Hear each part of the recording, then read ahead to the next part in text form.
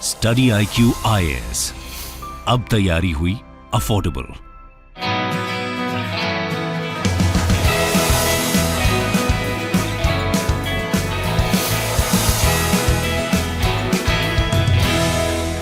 नमस्कार दोस्तों, आज मैं आपके लिए कोई करंट अफेयर्स का टॉपिक लेकर नहीं आया हूं, लेकिन एक बहुत इंपॉर्टेंट वीडियो आपके लिए लेकर आया हूं ताकि यूपीएससी के जर्नी के दौरान आप बहुत कुछ सीख सकते हो। आप अपनी यूपीएससी की जर्नी जो है वो आसानी से कर सकते हैं अगर आप अपनी मिस्टेक्स और दूसरों की मिस्टेक से जो है चीज़ों को सीखें और उसको इंप्लीमेंट करने की कोशिश करें। तो इस वीडियो के अंदर मेरी कोशिश होगी कि मेरी जो यूपीएससी की जर्नी थी, जैसे कि मैं आपको बताऊं तो पहले अटेम्प्ट में मेरा प्रीलिम्स भी नहीं निकला था। जी हाँ, फर्स्ट अटेम्प्ट में प्रीलिम्स भी नहीं निकला था। उसके बाद मैंने यहां पर चीज़ें क्लियर करना स्टार्ट किया। तो पहले अटेम्प्ट में मेरा क्या मिस्टेक था, क्या चीज़ों का मैंने गलत किया था, कौन सी ऐसी चीज़ें थी जो मेरे को ऐसे नहीं करनी चाहिए थी, वो मैं आपको इस वीडियो के अंदर बताने वाला हूं ताकि आपको इससे बेनिफिट मिल सके। देखिए, मेरा हमेशा से ये मानना है कि हर एक स्टूडेंट्स की अपनी स्ट्रैटेजी होती है। मतलब कि जब भी आप टॉपर्स की बात सुनेंगे, किसी की भी बात सुनेंगे, आपको सुननी सबकी चाहिए, लेकिन अल्टीमेट हर एक यूपीएससी एस्पिरेंट का अपना खुद का स्ट्रैटेजी होता है।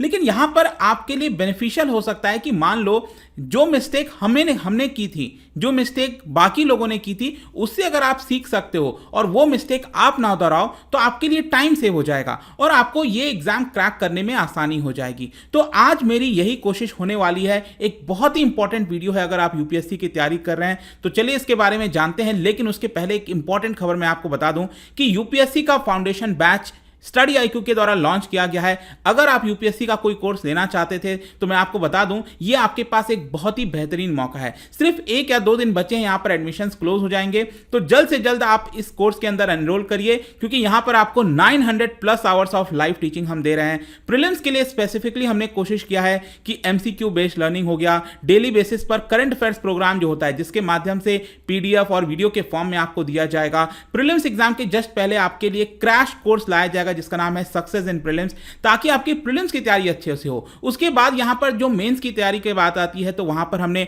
आंसर राइटिंग प्रैक्टिस आपके लिए लाया है। ज्ञानवाणी सेशन होगा जहां पर जो एक्सपीरियंस ब्यूरोक्रेट्स हैं वो आपके साथ बात करेंगे, क्या आपको करना चाहिए, नहीं करना चाहिए। और इन सभी चीजों के साथ साथ आपको एक मेंटर भी दिया जाएगा जो कि पूरे जर्नी में आपके साथ रहेगा। तो जस्ट इमेजिन, इतनी सारी चीजें। मेरी कोशिश यहां पर यही है कि आपको अफोर्डेबल रेट्स पर चीजें प्रोवाइड की जाएं और इसी की वजह से ये जो पूरा कोर्स है वो आपको सिर्फ 19,000 में मिल सकता है अगर आप हमारे ऐप और वेबसाइट पर जाते हैं और वहां पर कोड इस्तेमाल करते हैं अंकित लाइव। तो इसमें देरी मत करिए, क्योंकि अगला जो एग्जाम होने वाला है यूपीएससी का 2023 में वो होगा 28 मई को। तो आपके पास इनफ टाइम है। अगर आप इस कोर्स को ले लेते हो तो आप अपनी तैयारी को पुख्ता कर पाएंगे। हर रोज सुबह 8 बजे यहां पर लाइव क्लासेस होंगी। अगर बाई चांस आपका कोई भी क्लासेस छूटता भी है, कोई बात नहीं, आप उसको रिकॉर्डेड फॉर्म में भी देख सकते हैं। इसके अलावा अगर आपके पास कोई क्वेरी है, कोई भी प्रॉब्लम है, मैं कई सारे MCQs वगैरह इंस्टाग्राम वगैरह पे डालता रहता हूं, वहां पर आप जा सकते हो। टेलीग्राम पे भी आप मुझसे यहां पर जुड़ सकते हैं। चलिए शुरुआत करते हैं। और सबसे पहले यहां पर मैं कोशिश होगी कि आपको जो एक बड़ी मिस्टेक मेरे द्वारा किया गया था वो मैं आपको बता सकूं। देखो, सबसे बड़ा मिस्टेक यहां पर जो स्टूडेंट्स करते हैं वो है सिलेबस को अच्छे से चेक नहीं करना। मैं ये नहीं कह रहा हूं कि आप सिलेबस नहीं देखते हो, सभी लोग देखते हैं। जो भी यूपीएससी की प्रिपरेशन में आ रहा है तो वो सिलेबस को देखता है, लेकिन यूपीएससी का सिलेबस बहुत ज्यादा ह्यूमंगस है। मतलब कि इतना ज्यादा बड़ा होता है कि कोई भी उसको इतना जल्दी थरोली चेक नहीं करता। बार बार जब आपके टॉपर्स, आपके सीनियर्स बोलते हैं कि आप सिलेबस को देखो, तब कुछ जाकर लोग जो है उसको अच्छे से चेक करना स्टार्ट करते हैं। लेकिन let me tell you, for example मैं आपको बताऊं, ये प्रीलिम्स का सिलेबस है। प्रीलिम्स में तो चलो मैं समझ सकता हूं कि यहां पर मान लो हिस्ट्री ऑफ इंडिया दे दिया, इंडियन नेशनल मूवमेंट दे दिया, तो इसी से आपको पता हो जाना चाहिए कि यहां पर वर्ल्ड हिस्ट्री आपसे प्रीलिम्स में नहीं पूछा जाएगा। आई डोंट नो आप में से कितने लोगों को पता था। कई लोग सोचते होंगे कि हिस्ट्री आता है तो उसमें वर्ल्ड हिस्ट्री भी होगा। देखो, वर्ल्ड हिस्ट्री आपका मेंस का पार्ट है, लेकिन यहां पर हम बात करते हैं प्रीलिम्स की, तो उस समय हिस्ट्री ऑफ इंडिया और जो इंडियन नेशनल मूवमेंट है, पूरा गांधी जी वाला पूरा मूवमेंट, वो सारी चीजें आती हैं। इसके अलावा यहां पर world geography, Indian polity governance, ये आपका प्रीलिम्स का एक बहुत ही स्पेसिफिक सिलेबस दिया है। लेकिन ऑब्वियस सी बात है, ये काफी वास्ट होता है। जो सिलेबस आपको एकदम अच्छे से पता होना चाहिए वो होना चाहिए आपका मेंस का सिलेबस, क्योंकि मेंस में आपको पता है जो पेपर 1 होता है, पेपर 2, पेपर 3 और पेपर 4, ये बहुत इंपॉर्टेंट होते हैं। तो पेपर 1 में क्या क्या चीजें आती हैं, आती हैं, इंडियन हेरिटेज हो गया, कल्चर हो गया, हिस्ट्री, ज्योग्राफी ऑफ वर्ल्ड। अब जनरल स्टडीज 2 के अंदर पॉलिटी वाला पूरा पार्ट आता है, GS 3 के अंदर जो इकोनॉमी वाला पूरा पार्ट हो गया, GS 4 के अंदर यहाँ पर इंटीग्रिटी जो एथिक्स वाला पूरा पार्ट हो गया, और इसके अंदर भी सब हेडिंग्स भी होते हैं, सब टॉपिक्स होते हैं। जैसे कि फॉर एग्जांपल GS 3 के अंदर अगर मैं इकोनॉमिक डेवलपमेंट की बात करूं तो इसके अंदर आपको इंडियन इकोनॉमी से रिलेटेड इतने सारे टॉपिक्स मिल जाएंगे। या आप सोच के देखिए, मैं एक पर्टिकुलर इकोनॉमी की बात कर रहा हूं, उसी के अंदर PDF system, government budgeting, planning हो गया, इफेक्ट्स ऑफ लिबरलाइजेशन। मान लीजिए अगर आपको ये नहीं पता, तो अगर आप कोई भी पेपर पढ़ते हो, न्यूज़पेपर पढ़ते हो, करंट अफेयर्स देखते हो, तो आप कैसे उस चीज़ को रिलेट कर पाओगे? आपको कैसे पता होगा कि ये वाला जो पर्टिकुलर टॉपिक न्यूज़पेपर में आया है वो आपके सिलेबस में है और इसलिए आपको वो पढ़ना चाहिए। तो इसीलिए जरूरी हो जाता है कि सिलेबस आप अच्छे से ध्यान रखो, एकदम तुरंत आपको पता होना चाहिए कौन सा टॉपिक कौन से पेपर के अंदर आता है। तभी आप कह सकते हो, ये पहला स्टेप आप कह सकते हो जो कि जरूरी है आपके प्रिपरेशन के दौरान। तो यहां पर क्या हुआ था, मैं अपना अगर बताऊं तो मेरे साथ भी कुछ ऐसा ही हुआ। फर्स्ट जब मैंने अटेम्प्ट दिया तो सिलेबस मैंने चेक तो किया था, लेकिन उसको प्रॉपरली अच्छे से नहीं लगाया था। सेकंड अटेम्प्ट में मेरी पूरी तैयारी जो है मेरे को समझ में आया, थोड़ी सी अकल आई, तो यहाँ पर सामने डैशबोर्ड के सामने यहाँ पर जो पूरा सिलेबस है 2, 3, 4 पेज का, उसको लगा दिया और डेली जब भी बैठता था एक बार गो थ्रू करता था। तो जितने भी टॉपिक्स थे मुझे अच्छे से पता हो गया था। और उसके बाद जो भी मैं पढ़ता था न्यूज़पेपर से, कहीं पे भी स्टडी IQ पर मान लो कोई करंट अफेयर्स आया, तो वो सारी चीज़ें मुझे पता होती थी कि कहाँ पर वो जरूरी है और कहाँ पर वो पूछ सकता है, और उसने मुझे बहुत ज़्यादा हेल्प किया। तो सबसे पहली चीज़, नॉट चेकिंग द सिलेबस, ये सबसे बड़ा मिस्टेक है।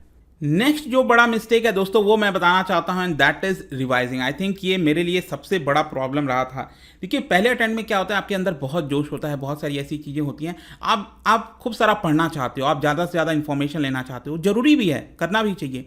लेकिन उस चक्कर में क्या होता है कि जब प्रीलिम्स का एग्जाम आया मान लो, ठीक है, तो आपको उस समय ये रियलाइज़ हुआ कि मैंने इतना सब कुछ पढ़ा तो है, लेकिन मैंने शायद उसको रिवाइज नहीं किया अच्छे से। मुझे ये नहीं पता कि मैं 8 महीने पहले जो पढ़ा था, अगर वो एग्जाम में मुझसे पूछा जाएगा तो क्या मैं उसको कर पाऊंगा कि नहीं कर पाऊंगा। तो यहां पर एग्जाम में जरूरी है कॉन्सेप्ट्स को क्लियर करना, और वो आपके ब्रेन में होना चाहिए। तो ब्रेन में वो कैसे आएगा, जस्ट इमेजिन करो, वो ब्रेन में कैसे आएगा, वो तभी आएगा जब आप मल्टीपल रिविजन्स करोगे, आप रेगुलर प्रैक्टिस करोगे एक ही पर्टिकुलर चीज का, तब वो जो कॉन्सेप्ट है वो आपके दिमाग में इम्बाइब हो जाएगा, अच्छे से इंस्क्राइब हो जाएगा। तो इसकी वजह से क्या होता है, रिवाइजिंग बहुत इंपॉर्टेंट होता है। और नेक्स्ट वाले अटेम्प्ट में मैंने यही किया था, जिसकी वजह से मेरा क्लियर हुआ, और वो था कि रिवाइज करना। यहां पर आखिरी का एटलीस्ट 1 महीना तो मैंने सिर्फ छोड़ ही दिया था कि मैं सिर्फ उस महीने रिवाइज करूंगा, कोई भी नया चीज नहीं देखने वाला मैं। ठीक है, न्यूज़पेपर वगैरह थोड़ा डेली देख लेता था, वो एक अलग चीज है, लेकिन जो मटेरियल की हम बात करते हैं, लास्ट प्रीलिम्स के 1 महीने पहले मैंने सब कुछ छोड़कर जितना भी पढ़ा था उसको रिवाइज करना स्टार्ट किया था। और रिवाइज भी कैसे आप कर पाओगे, जब आप पूरे प्रिपरेशन के दौरान अलग अलग अपने हैंड रिटन नोट्स वगैरह बनाओगे, आपको पता होगा आपने क्या लिखा, तो वो सारे टॉपिक्स आपको फिर से गो थ्रू करने चाहिए। ठीक है, तो ये एक इंपॉर्टेंट चीज हो जाती है, ये मिस्टेक आप मत करिएगा। नेक्स्ट जो तीसरा मिस्टेक है वो है मॉक टेस्ट का। देखो मॉक टेस्ट मैंने वैसे लगाया था, मैं आपको बता दूं, जो प्रीलिम्स का एग्जाम होता है स्पेसिफिकली, या फिर मेंस का आंसर राइटिंग वगैरह भी होता है, मैंने थोड़े बहुत लगाए थे, लेकिन उतनी बड़ी मात्रा में नहीं लगाया था। फिर नेक्स्ट टाइम मुझे ये रियलाइज हुआ कि यहां पर मॉक टेस्ट कितना इंपॉर्टेंट है। मॉक टेस्ट कहने का मतलब यह है कि जो आपका प्रीलिम्स का मान लो एग्जाम है अगले साल 28 मई को, तो 28 मई को ये जो एग्जाम है प्रीलिम्स का, उसके करीब 5-6 महीने पहले से, मतलब 3-4 महीने पहले से एटलीस्ट जो है, आपको रेगुलर बेसिस पर मॉक टेस्ट लगाना स्टार्ट कर देना चाहिए। इनफैक्ट मैं तो ये भी कहता हूं कि जब कोई अपनी तैयारी स्टार्ट कर रहा है, मान लो अभी आपने अपनी तैयारी स्टार्ट की है, तो आप कुछ ही दिन में एटलीस्ट एक बार गो थ्रू करो। मॉक टेस्ट के साथ साथ कहने का मतलब ये भी है कि आपका जो प्रीवियस ईयर क्वेश्चन पेपर है वो जरूरी होता है, उसको देखो। इससे क्या होगा, आपको एक फील आएगा, समझ में आएगा कि एग्जाम की रिक्वायरमेंट क्या है। अनटिल अनलेस आप उससे नहीं गुजरोगे तो आप आइसोलेशन में पढ़ते जाओगे, आप पढ़ते जा रहे हो, लेकिन आपको पता नहीं है कि एग्जाम की रिक्वायरमेंट क्या है। तो वो एग्जाम की रिक्वायरमेंट आपको मॉक टेस्ट लगाकर ही आ सकती है। और आप एक बार इतने सारे मॉक टेस्ट लगाने लग जाओगे लास्ट एंड मोमेंट पे कि आपको रियलाइज ही नहीं होगा, आप you are just so confidence mock test लगाने के बाद कि आपको पता है कि कोई भी क्वेश्चन आएगा तो आपका ब्रेन उस समय काम करता है कि कौन सा ऑप्शन आपके लिए ज़्यादा बेहतर है। कई बार होता है 2 ऑप्शन में बहुत कंफ्यूजन हो जाती है, लेकिन जब आप मॉक टेस्ट लगाते हो तो आपको एक लॉजिकल वे मिल जाता है कि ये ऑप्शन ज़्यादातर करेक्ट लग रहा है मुझे, और ये लगाने से मेरे मार्क्स आ सकते हैं। तो मॉक टेस्ट बहुत ज़रूरी होता है। मैंने नेक्स्ट वाले अटेम्प्ट में खूब जमकर मॉक टेस्ट लगाया था, मुझे शायद याद भी नहीं, मतलब डेली में लास्ट के 15-20 दिन तो ऐसा हो गया था, डेली 2 मॉक टेस्ट लगाने लग गया था मैं, ऐसा हालत था। तो बहुत सारे लगाए थे और मुझे बहुत हेल्प किया। तो ये मिस्टेक आप मत करिएगा, मॉक टेस्ट नहीं लगाने का, डरिएगा मत उससे, उसको जब तक आप नहीं अपनाओगे तब तक आप इस एग्जाम को क्लियर नहीं कर सकते। नेक्स्ट जो बड़ा मिस्टेक था मेरे लिए वो था पाइलिंग अप मल्टीपल बुक्स। यही होता है, देखो जब आप अपने फ्रेंड्स के साथ रहते हैं, कई बार चीज़ें होती हैं तो वहाँ पर आपको बहुत सारे सजेशन दिए जाते हैं, ये ले लो, आप ऑनलाइन देखते हो किसी यूट्यूब चैनल पर, कहीं पर आपने देख लिया, एक कह रहा है कि ये वाला बुक ले लो, दूसरा कोई कह रहा है ये वाला ले लो। तो ऐसे करते करते एक ही सब्जेक्ट के जो है यहाँ पर आपने 10 बुक इकट्ठे कर लिए, लेकिन पढ़ना कितना है आपको? क्या आपको लगता है कि एक ही उसके आप 10 बुक पढ़ पाओगे? तो यहाँ पर आप अपना जो पैसा है बहुत ज़्यादा वेस्ट मत करिए कई सारे बुक्स कलेक्ट करने में। स्पेशली मैं उनके लिए कह रहा हूँ जो अपनी तैयारी स्टार्ट कर रहे हैं, जो 1 या 2 बार अटेम्प्ट देना, मतलब किसी ने अभी तक अटेम्प्ट नहीं दिया या फिर 1 बार अटेम्प्ट दिया है, तो आपका फोकस कुछ पर्टिकुलर बुक्स पर होना चाहिए, स्टैंडर्ड बुक पर। जैसे कि सबको पता है पॉलिटिकल लक्ष्मीकांत हो गया, ठीक है, इनफैक्ट हिस्ट्री में स्पेक्ट्रम तो है ही इंपॉर्टेंट, लेकिन इससे अच्छा मैं कहता हूँ कि जो येलो वाला बुक आता है मोटा वाला, वो आपको लेना चाहिए, ठीक है, बिपिन चंद्र का। तो वो सारे जो बुक्स हैं, जो स्टैंडर्ड बुक्स हैं, उसके ऊपर लगातार आपकी इतनी अच्छी पकड़ हो जानी चाहिए कि वहां से अगर कुछ भी आता है तो आपका मिस नहीं होना चाहिए, राइट? तो वो आपका फोकस जरूरी है, rather than just collecting multiple books और उसको डेली बेसिस पर देखो, थोड़ा सा यहाँ से ले रहे हो, थोड़ा वहाँ से ले रहे हो, ये इस तरह से काम नहीं चल पाएगा आपका यूपीएससी में। तो ये आपके लिए एक बहुत इंपॉर्टेंट सबक है। मेरे साथ, मुझे जहाँ तक ध्यान है, मैंने शायद मल्टीपल बुक्स कोई बहुत ज़्यादा नहीं लिया था, लेकिन स्टिल हाँ, किसी ने कुछ कह दिया तो आज ये ऑर्डर कर दिया अमेजोन से, कल ये ऑर्डर कर दिया, तो उस चक्कर में क्या है ना कि बुक्स कलेक्ट हो गए थे, ठीक है। और अल्टीमेटली फिर मुझे रियलाइज़ हुआ 1 साल के बाद, नहीं ये शायद मैं गलत कर रहा था, मैंने सारे बुक्स को साइड में कर दिया और कुछ ही बुक्स फिर मेरे टेबल पर दिखती थी और वही बुक्स को मैंने अच्छे से प्रिपेयर किया और तब जाकर मेरा नेक्स्ट वाले अटेम्प्ट में तुरंत निकल गया था जो प्रीलिम्स है। नेक्स्ट में आता हूं, यहां पर जो मिस्टेक होता है वो है लैक ऑफ टाइम मैनेजमेंट। देखो ये लैक ऑफ टाइम मैनेजमेंट का क्या मतलब है वो मैं आपको थोड़ा सा बताना चाहता हूं। यूपीएससी की अगर आप रिक्वायरमेंट देखोगे तो वहां पर ऐसा नहीं है कि एक ही पर्टिकुलर सब्जेक्ट से आपको सारे क्वेश्चन आ जाएंगे। क्या कोई ऐसा पर्टिकुलर सब्जेक्ट है जिससे 50% सारे क्वेश्चन वहीं से आ जाते हैं? पॉलिटी हो गया, ज्योग्राफी हो गया, इकोनॉमिक्स हो गया, हाँ वेटेज उसका कम बेसी होता रहता है, लेकिन कवरेज सभी का होता है यूपीएससी के अंदर।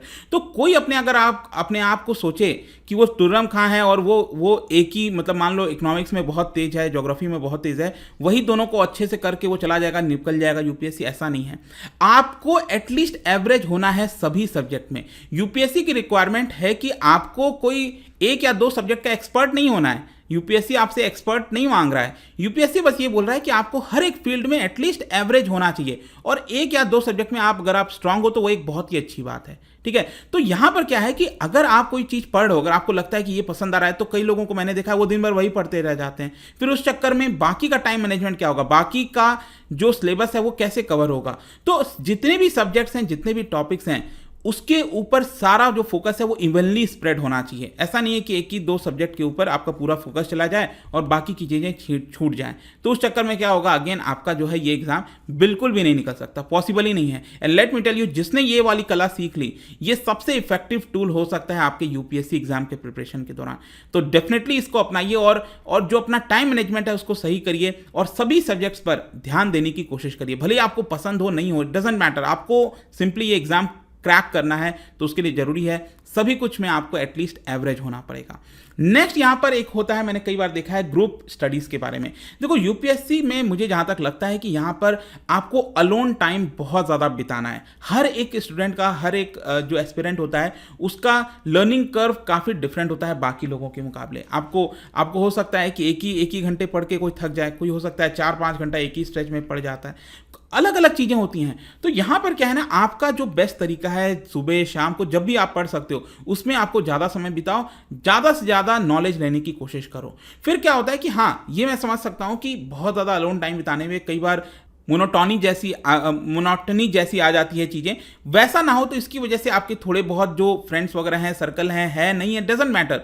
कई बार जरूरी नहीं है कि आपको बनाना ही बनाना है, मैंने कह दिया तो, लेकिन हाँ थोड़ा बहुत अगर आप ग्रुप में शामिल हो रहे हैं, डिस्कस कर रहे हैं, अब अच्छी चीज़ें डिस्कस कर रहे हो, ठीक है, वो सारी चीज़ें इंपॉर्टेंट हो जाती हैं। आपको एक अच्छा थोड़ा सा ग्रुप हो, लेकिन बहुत टाइम नहीं बिताना है ग्रुप के साथ, मैंने वही चीज़ बोला आपको। इसमें यहाँ पर अपना जो प्रिपरेशन है खुद अलोन टाइम स्पेंड कर ही करना है, उसको समझ कर करना है। और थोड़ा बहुत अगर कभी टाइम मिला तो ग्रुप के साथ बिताइए और अच्छी चीज़ों के बारे में डिस्कस करिए। अदरवाइज क्या होता है ना, अगर आप इधर उधर फालतू की चीज़ों के बारे में डिस्कस करोगे तो उससे होगा क्या, जो आपने अच्छी चीज़ें पढ़ी थी वो सारा आपका वेस्ट चला जाएगा, वो दिमाग से धीरे धीरे निकलता जाएगा।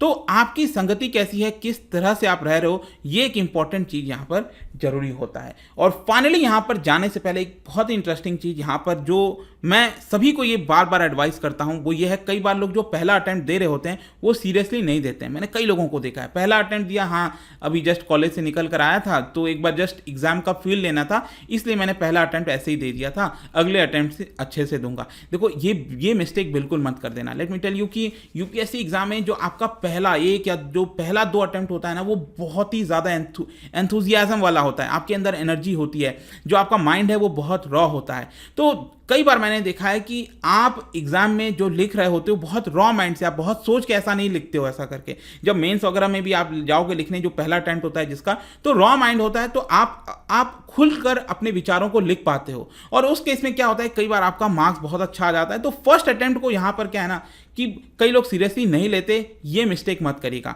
पहला अटेम्प्ट, मैं ये नहीं कह रहा हूँ कि आपको अटेम्प्ट बचाने की जरूरत है, को बहुत अटेम्प्ट है, मेरे ख्याल से 6 अटेम्प्ट तो बहुत ज़्यादा होता है, मेरे ख्याल से 6 अटेम्प्ट से ज़्यादा नहीं चाहिए। ऑलरेडी मेरे को लगता है कि 4 अटेम्प्ट तक लिमिट रहे तो ठीक है, लेकिन 6 अटेम्प्ट है तो अटेम्प्ट की कोई चिंता नहीं है, अटेम्प्ट बहुत है। लेकिन यहाँ पर मेरा कंसर्न यही रहता है कि जो भी आप अटेम्प्ट दो, पहला ही अटेम्प्ट दो, उसको बहुत सीरियस तरीके से देना चाहिए आपको। तो ये मिस्टेक आप मत करिएगा। तो ये कुछ इंपॉर्टेंट चीज़ें थी दोस्तों, आई होप कि इससे आपको कुछ सीखने को मिला होगा और डेफिनेटली आप अपने यूपीएससी प्रिपरेशन में इसको उतारने की कोशिश करेंगे। और जाने से पहले अगेन मैं वही चीज़ें आपको कहना चाहता हूँ कि यूपीएससी का जो फाउंडेशन बैच है दोस्तों, स्टडी आईक्यू का लॉन्च हो चुका है। जल्द से जल्द इसको आप अवेल करिए, use the code Ankit live हमारे ऐप और वेबसाइट पर, ताकि ये सारी चीजें आप देख सकते हो 11 जुलाई से ऑलरेडी स्टार्ट हो रखा है। तो कोई बात नहीं, जो पहले की थोड़ी बहुत क्लासेस हैं, हर एक क्लास याद रखिएगा रिकॉर्डेड भी हो जाती हैं। तो कोई भी क्लास ऐसा नहीं है जो आपका छूट रहा है, सब कुछ आप उसको रिकॉर्डेड फॉर्म में देख सकते हैं। जल्द से जल्द इसको एनरोल करिए। आप सोचिए इतने सारे बेनिफिट्स आपको दे रहे हैं। हमारा मेन मकसद यही है कि यहाँ पर एजुकेशन को अफोर्डेबल बनाया जाए। कहीं पर भी आप देख लो, इतनी सारी चीज़ें कि आपको इतने कम दाम पर मिल सकती हैं, नहीं मिल सकती हैं। हमारी कोशिश डिफरेंट है यहाँ पर। आई होप कि आपको ये वीडियो पसंद आया होगा। मिलता हूँ आपसे next time. Till then, thank you very much, see you soon. Hello everyone, this is Shubhadeep Das from Kolkata. I've enrolled in the foundation batch of Study IQ. I was attracted towards the goodwill created by Study IQ over the period of time. After joining, I've experienced a lot of positivity and motivation invoked by the faculty members. Study IQ provides a very unique feature of mentorship program where we are in touch with a personal mentor on a regular basis. We can solve our doubts, we can share our answers and get feedback on a regular basis. I believe these are going to add value in my preparation for civil services. Thank you.